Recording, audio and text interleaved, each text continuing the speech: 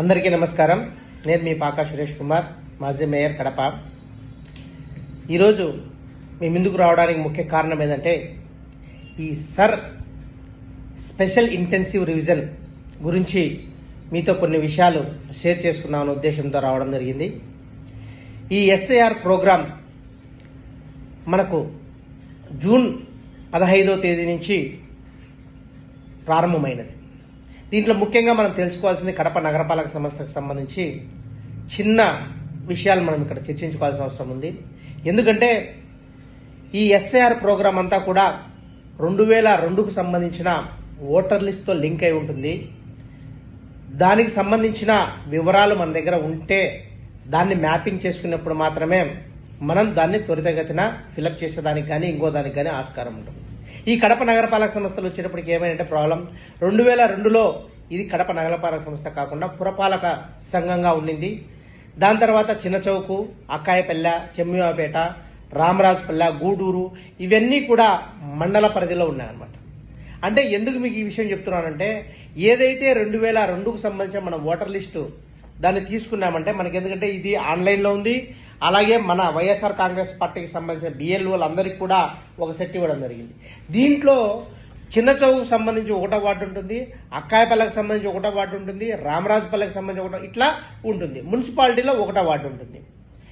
అందుకు మనం ప్రత్యేకంగా మన కడపకు సంబంధించిన ప్రతి ఒక్క గ్రూప్లో మనం కడపకు సంబంధించిన 2002కు సంబంధించిన ఓటర్ లిస్టు మీకు పంపించడం జరిగింది. అలాగే బిఎల్ఓల దగ్గర ఇవ్వడం జరిగింది, ఆన్లైన్లో కూడా ఉండడం జరిగింది. దాంతోపాటు మనకు ఎలక్షన్ కమిషన్ అఫీషియల్గా ఈసీఐ నెట్ అనే ఒక యాప్ కూడా మనము ప్రతి ఒక్క ఫోన్లో మనం డౌన్లోడ్ చేసుకుంటే దాంట్లో కూడా ఎస్ఐఆర్కి సంబంధించిన నేమ్ సెర్చ్కు సంబంధించిన దాంట్లో సెర్చ్ చేసుకున్న మన బూత్ నెంబర్ వస్తుంది. ఇవన్నీ ఎందుకు చెప్తున్నామంటే, ఖచ్చితంగా మనం 2002కు సంబంధించిన ఓటర్ లిస్టుకు సంబంధించిన డీటెయిల్స్ అన్ని మన దగ్గర ఫస్ట్ మనం ఒక వైట్ పేపర్ మీద రాసుకునే అవకాశం పెట్టుకోవాలి. ఎందుకంటే ప్రతి ఒక్క ఇప్పుడు ఆల్రెడీ చాలా మంది బిఎల్ఓలు మన ఇంటింటికి రావడం జరుగుతుంది. ఈ విధంగా ఎన్యుమరేషన్ ఫామ్ను మన ఇంటికి సంబంధించి 2 ఇస్తారన్నమాట, ఒక్కొక్క వ్యక్తికి సంబంధించింది. దీంట్లో ముఖ్యంగా ఈ పైన సంబంధించి మనకి ఏదైతే 2025కు సంబంధించిన ఓటర్ లిస్టుకు సంబంధించిన డీటెయిల్స్ అంతా కూడా ఇక్కడ ఫిలప్ అయి వాళ్ళ ఫోటో కూడా ఇక్కడ ఉంటుందన్నమాట. దీంట్లో ముఖ్యంగా ఇప్పుడు మనం చెప్పేది ఏంటంటే, ఈ ఎస్ఐఆర్ ప్రోగ్రాంలో ఏదైతే 2025లో ఓటు ఉంది, నాకు 2000 మొన్న కార్పొరేషన్లో చేసినామా అనేది కాదు ప్రామాణికం. 2002కు సంబంధించిన ఓటర్ లిస్టును ప్రామాణికంగా తీసుకున్నారు. ఎందుకంటే ఇక్కడ మన ఆంధ్రప్రదేశ్లో గతంలో ఎస్ఐఆర్ ప్రోగ్రాం 2002లో జరిగింది కాబట్టి అప్పటిని ఓటర్ లిస్టును ప్రామాణికంగా తీసుకోవడం జరిగింది. ఇప్పుడు మనం ఏదైతే ఎన్యుమరేషన్ ఫామ్ ఇచ్చారో దాంతో తీసుకున్న వెంటనే మనం బిఎల్ఏ కానీ బిఎల్ఓ కానీ మీకు సంబంధించిన 2002 ఓటర్ లిస్టుకు సంబంధించి ఏదైతే 2000కు సంబంధించిన ఓటర్ లిస్టులో మీకు సంబంధించిన క్రమ సంఖ్య, ఎపిక్ నెంబరు, అలాగే మనకు సంబంధించిన పార్ట్ నెంబర్ అంటే బూత్ సంఖ్య, ఈ 3 మన దగ్గర ఉన్నప్పుడు మాత్రమే మనం ఈ ఫామ్ ఫుల్ చేసుకోవడానికి ఆస్కారం ఉంటుంది. ఏది 2002లో 2005లో ఎవరికైతే 2 సార్ల ఓటు మ్యాపింగ్ ఏంటదో వాళ్ళు మీకు సంబంధించిన డీటెయిల్స్ ఈ ఫస్ట్ గడిలో ఫిలప్ చేయాల్సిన అవసరం ఉంటుంది. ఇక్కడ ఒకవేళ మనకు 2002లో ఓటు లేకుంటే ఇక్కడ ఉన్న డీటెయిల్స్ వాళ్ళ తల్లి కానీ, తండ్రి కానీ, లేకపోతే వాళ్ళ నానమ్మ కానీ, లేకపోతే అబ్బ కానీ, వీళ్ళ డీటెయిల్స్ ఇక్కడ ఫిల్ చేయాల్సిన అవసరం ఉంటుంది. ఫిల్ చేసిన తర్వాత మిగిలిన ఇక్కడ ఈ కింద ఉన్న ఫామ్లో ఏదైతే మనకు ఒరిజినల్ మీ ఆధార్ కార్డు ఇప్పటి డీటెయిల్స్ను ఫిలప్ చేసి సంతకం పెట్టి, ఒక కాపీలో సేమ్ అదే విధంగా ఇంకోటి ఫిలప్ చేసి ఇక్కడ బిఎల్ఓతో సంతకం పెట్టి ఇది ఇవ్వాల్సిన అవసరం ఉంటుంది.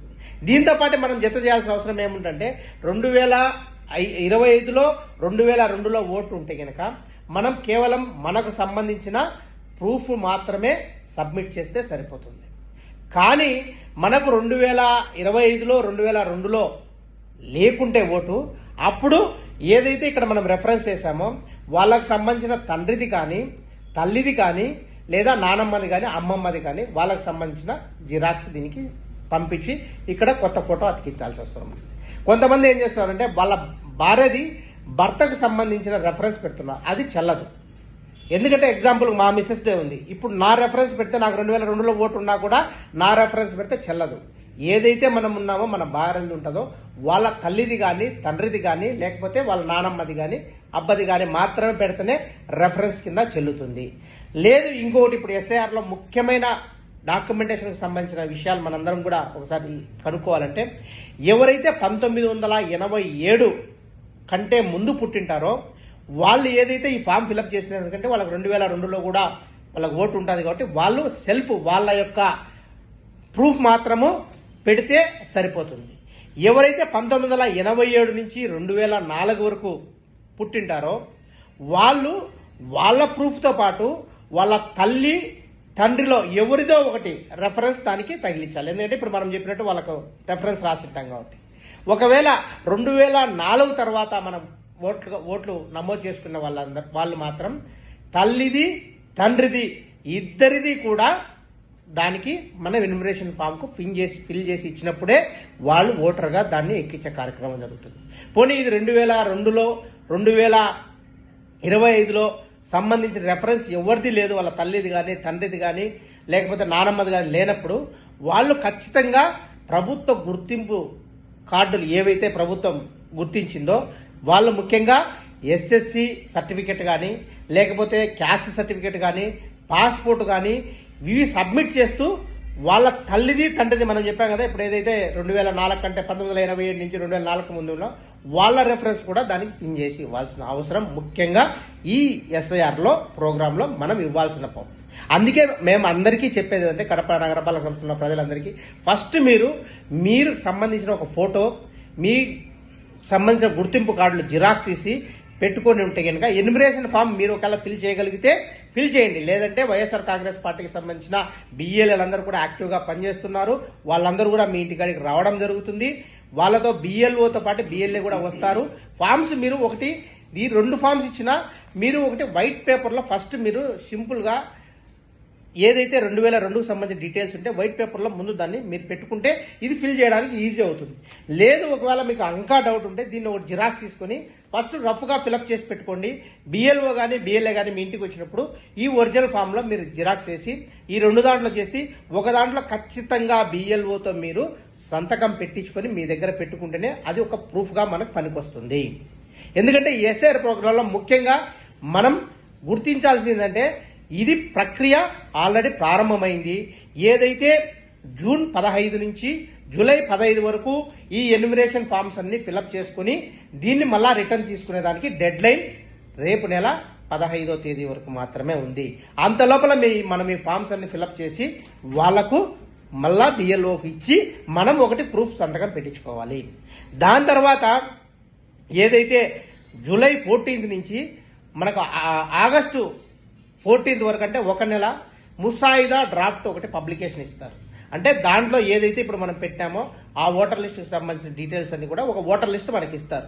దాంట్లో మనం చెక్ చేసుకోవాల్సిన బాధ్యత మనందరి మీద ఉంటుంది. ఎందుకంటే ముసాయిదాలో మన ఓటు ఉందా లేదా అని చెప్పేసి అప్పుడు మనం ఏదైనా లేకుంటే కనుక మన కంప్లైంట్స్ చేసే ఆస్కారం ఆ టైంలో మాత్రమే ఉంటుంది. దాని తర్వాత సెప్టెంబర్ 15వ తేదీ తర్వాత కొత్త ఓటర్ లిస్ట్ వచ్చిన తర్వాత మన అబ్జెక్షన్స్ అనేది స్వీకరించబడవు. అందుకు మనం ముసాయిదా ఓటర్ లిస్ట్ ఇచ్చినప్పుడు మళ్ళా ఒకసారి మనం వెరిఫై చేసుకోవాల్సిన బాధ్యత మన దగ్గర ఉంది. అప్పుడు మనం లేనప్పుడు మనకి ఎవరైతే బిఎల్ఓ మనకి ఇచ్చింటారు కాబట్టి ఈ ఫామ్ మనం కంప్లైంట్ చేసేదానికి ఆస్కారం ఉంటుంది. కాబట్టి ఖచ్చితంగా బిఎల్ఓతో మీ ఫామ్ లో సంతకం పెట్టించుకొని మీరు ప్రూఫ్ గా పెట్టుకోవాల్సిందిగా విజ్ఞప్తి చేస్తున్నాం. అలాగే వైఎస్ఆర్ కాంగ్రెస్ పార్టీకి సంబంధించిన బిఎల్ఏలు అందరూ కూడా యాక్టివ్గా పనిచేస్తున్నారు. మీరందరూ కూడా వాళ్ళతో కోఆర్డినేట్ అయ్యి ఇవన్నీ కూడా నీట్గా ఫిలప్ చేసి ఎక్కడా తప్పులు లేకుండా దాన్ని సమర్పించి మన ఓటు అనేది ఒక ఆయుధం. ఆ ఓటు హక్కు మన రాజ్యాంగం మనకు కల్పించిన హక్కు కాబట్టి తప్పకుండా అందరూ ఓటర్గా రిజిస్టర్ కావడంతో పాటు కొత్త ఓట్లు కూడా ఎవరైతే ఉన్నాయో అవి కూడా దీంట్లో రిజిస్టర్ చేసుకునే ఆస్కారం ఉంది. కాబట్టి ఖచ్చితంగా అన్ని ఓట్లు ఎక్కడా కూడా తప్పులు లేకుండా తప్పులు తడక లేకుండా ఓటర్ లిస్టు తయారు చేయాలని మన కేంద్ర ప్రభుత్వం దీన్ని ప్రారంభించింది. దీంట్లో మన వంతుగా మనం ఖచ్చితంగా దీన్ని పరిశీలించుకుంటా మన ఓటు ఎక్కడా తొలగించబడకుండా వాటన్నిటిని కూడా మనం చూసుకుని ఎప్పటికప్పుడు ఈ 2-3 నెలలు మనం ఖచ్చితంగా జాగ్రత్తగా బిఎల్ఓలు పనిచేయాల్సిన పరిస్థితి ఉంటుంది. అలాగే మనం కూడా మన ఓటును మనం చక్కగా పెట్టుకునే విధంగా మనందరం కూడా ముందుకు తీసుకోవాలని తెలియజేసుకుంటున్నాం. నమస్కారం.